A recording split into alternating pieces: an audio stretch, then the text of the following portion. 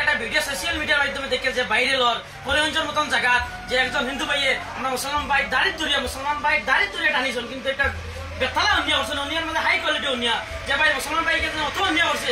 police প্রশাসনের দৃষ্টি আকর্ষণ করলে না পুলিশ প্রশাসনের দ্বারস্থ হইলে না যে ভাই আইনের হাত হয়ে গেলে না তুমি আইন হাত লইলে আর বিশেষ করে আমাদের হরিগঞ্জ পুলিশ প্রশাসন আমি দৃষ্টি আকর্ষণ করিয়া ও ভাই অতি সত্তর আইনে হাত আনা লাগি না আনলে আমরা গণতান্ত্রিক পদ্ধতিতে আমরা বৃহত্তর আন্দোলন করলো যে আমরা একজন মুসলমান ভাই রূপে কি অত অন্যায় করছে যে মুসলমান দাঁড়িয়ে দূরে টানা হইলো যে দাঁড়িয়ে কি জিনিস ভাই বুঝতে পারছেনি যে দাঁড়িয়ে দূরে টানা হয়েছে কিন্তু বিশেষ করে ভিডিওটা শেয়ার করবা লাইক করবা কমেন্ট করবা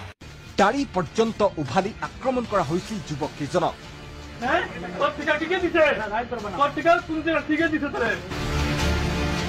শুনক সেই সময়ত দালালৰূপী প্ৰতিষ্ঠানটোৰ এগৰাকী কৰ্মচাৰীয়ে কি ভাষ্য দিছিল পক্ষই এইদৰেই দাড়ি পৰ্যন্ত উভালি আক্ৰমণ কৰা হৈছিল যুৱক কেইজনক